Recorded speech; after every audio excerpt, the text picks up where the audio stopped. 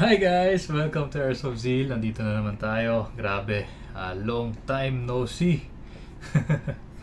Okay, so bago lahat, papasalamatan ko muna kayong lahat sa lahat ng sumusuporta at sa mga patuloy na sumusuporta. Okay, so thank you very much sa inyo. And eto na nga, for this video, mayroon akong papakita si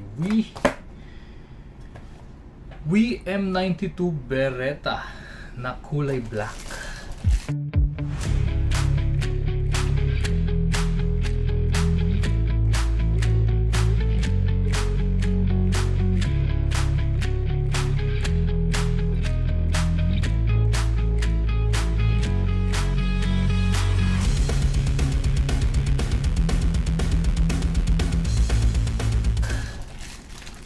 Ito na. Oh ha. Ito yung gamit talaga ni Bruce Willis, yung itim eh. Sabi ko, pairam muna ako. Oh ha. Tignan nyo. Take a closer look. Ayan. Malinaw naman, di ba? So, ayan. Napakaganda. Ito yung kabilang side. Okay. And wow. Nice. So ito yung magazine. 25 rounds ata to. So lagay natin yung magazine. Ito siya. Yan siya ng buo. Okay. So si Wii ay made in Taiwan. Kaya hindi masyadong makita. Bakit? Made in Taiwan, si Wii. Okay, so alam naman natin na pag Taiwan quality. So wag na natin patagalin. Testingin na natin to. Kasi mamaya babalik ko rin to sa tropa ko si Bruce. Okay, so ayan, para sa mga new viewers at sa mga starters sa Airsoft, ganito i-demonstrate ko kung paano maglagay, paano mag-operate. So unang-una, ito yung magazine. Ayan, bababa nyo yung ito. Hindi masyadong kita pero ayan, baba nyo yan. Baba nyo, tapos maglalagay kayo ng BBs dito. So nakaganyan, para pag naglagay kayo diretso sa baba. Ayan, ganyan.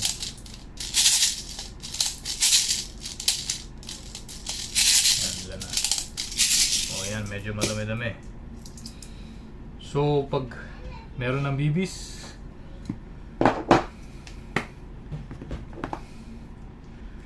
gas ang gagamitin natin. So ito ay gas operated, gas blowback pistol.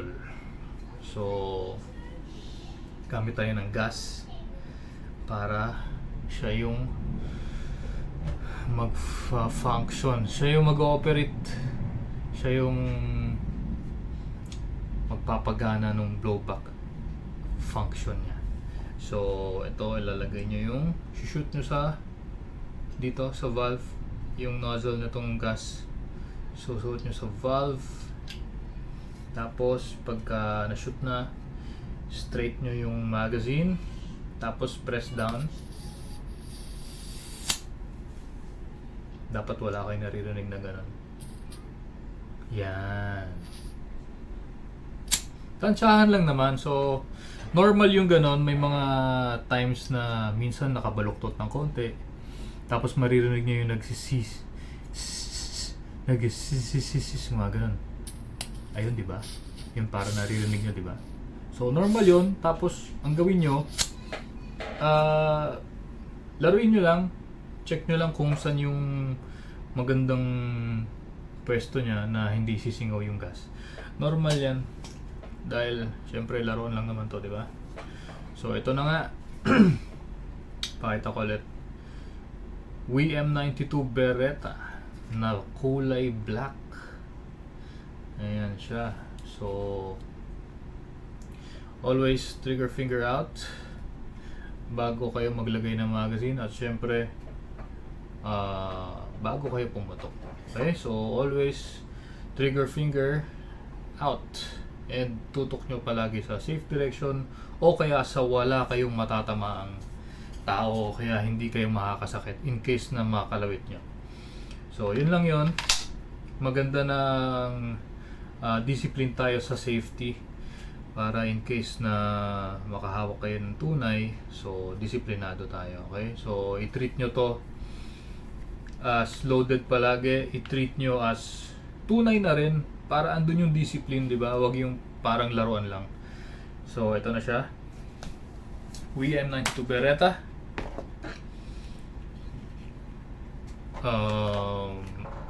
FPS test natin gamit ang .20. Okay, so ano ba yung .20? Palagi na lang naririnig .20, .20 grams, .20 bb's. Yan, basta yung .20, yun yung bigat. Okay, yun yung bigat ng bb's nyo. So eto yung .20 grams, super gaang, di ba? Kung iisipin nyo, grams lang yun eh, super gaang. Pero syempre, ano ba naman to, napakaliit lang nito, di ba? So ganyan siya lang siya kaliit, ganyan lang. Okay, so napakaliit lang yan. So para sa mga airsoft natin, ang ang weight ng BBs nagsisimula sa .20. Yun ang alam ko. Hindi ko alam kung meron pang mas gagaang dito. Okay, so simula sa .20, pataas na pataas. Depende yan. Siyempre, magsasakto yan sa mga gamit yung airsoft units. Okay, so para sa pistol, ang recommended is .20. Doon hanggang .20 hanggang .25 siguro.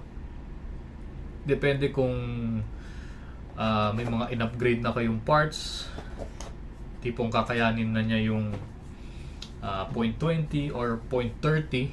Alam ko may gumagamit ng .30 pero loaded na yung pistol pag ganun. Tapos sa rifle yan, .25. Yan ang recommended weight ng BBs na gamit. .25, .30. Or pag kunwari upgraded na yung mga rifle nila, so mas pataas ng pataas, mas pabigat ng pabigat, mas nagiging solid siya, mas nagiging matigas. So mas nagiging solid siya.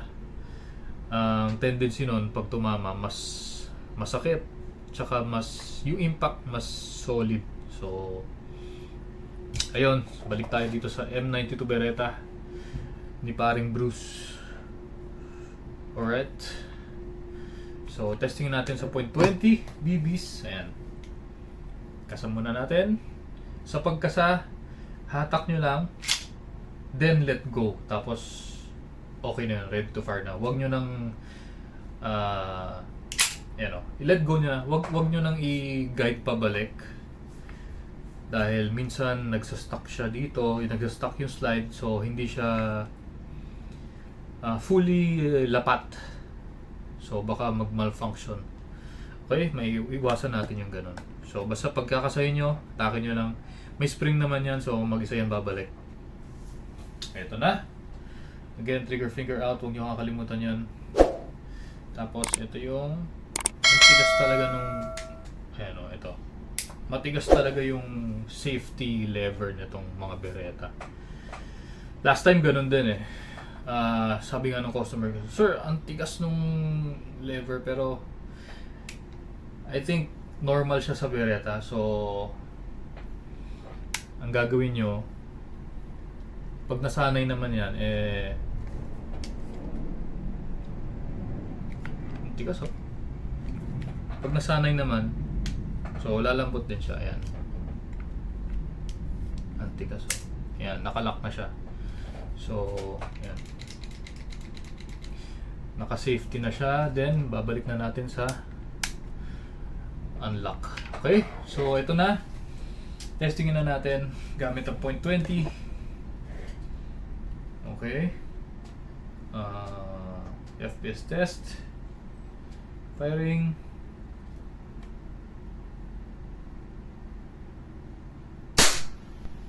.349.5.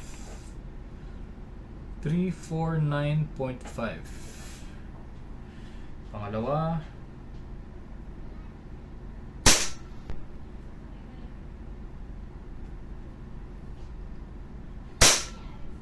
340.2. 340.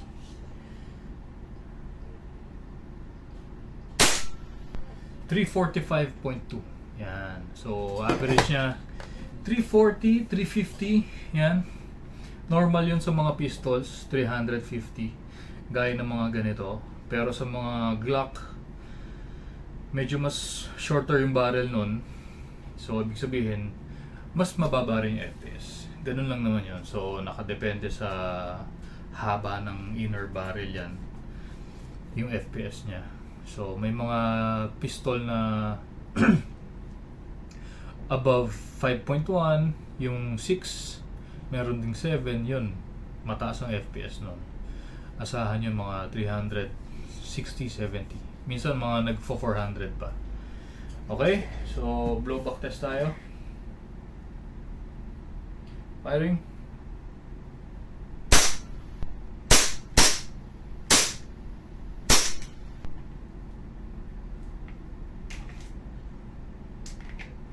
Hindi ko nakikita yung bala. So, firing. Yun.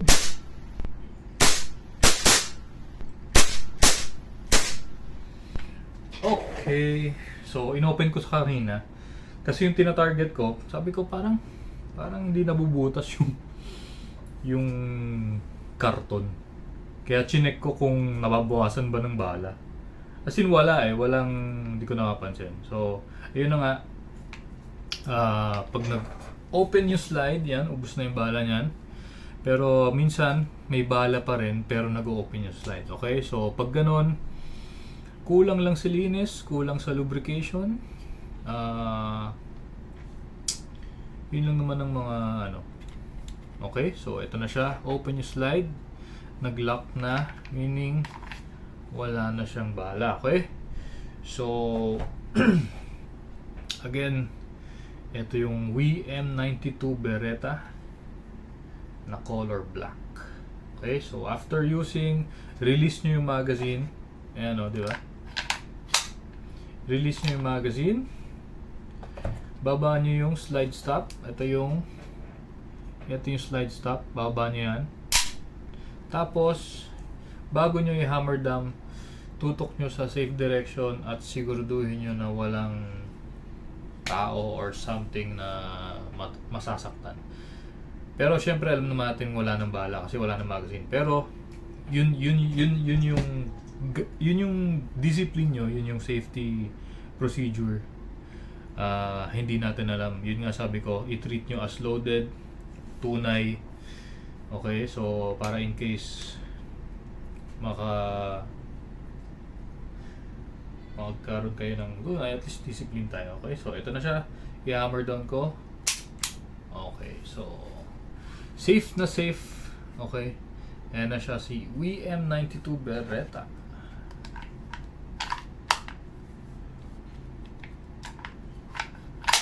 Ayan, napakaganda. All metal. All metal. Syempre maliban dun sa grip cover, plastic yan. Pero next time bibili ako magnet. Okay, so ito na. Napakabigat, no? Saka ang ganda. Ang ganda, sarap. Sarap maglaro, sarap mag-airsoft. Whew! Alright, so again, para sa mga ano masasabihin ko? Para sa mga new viewers natin, kung sakali man, please consider nyo mag-like sa Facebook page natin, like nyo yung video.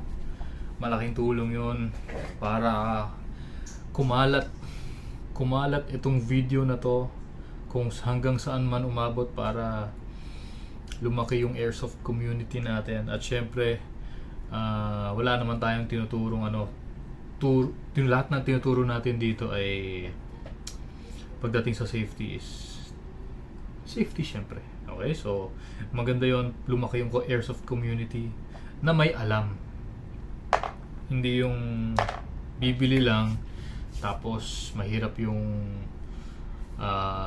alam nyo na, yung hindi disciplined. So kailangan discipline tayo, kailangan marunong kayo bago kayong bumili, bago kayong gumamit ng airsoft. Okay, so ano ba? Para sa mga bata, okay din yan para sa mga bata, pero kailangan may guidance ng adult, ng parents nyo, basta adult 18 pataas. Okay, so yun lang. And wait, meron pala kaming YouTube channel, baka pwede nyo i-consider i-subscribe. Mag-subscribe kayo sa YouTube namin. Search nyo lang airsoftzeel.com. Meron kaming website para hindi na maraming tanong. Visit nyo na lang www.airsoftzeel.com. Tapos ano ba, Facebook page yan, like nyo, share. Yun yung pinaka, alam nyo, yung pag-share, yung pag-like, malaking suporta na yun. Yun yung pinaka malaking factor, pero libre, di ba? So ano ba naman yun, since napapanood nyo, kung natutuwa kayo, kung gusto nyo pang makapanood ng mga ganitong videos, mga airsoft demonstration, yan, i-like nyo naman, di ba? So ayun lang. Ano pa ba? Stay safe guys. Maulan ngayon. Baka dumami kayo pag nabasa kayo ulan. Okay, so yun lang and bye bye.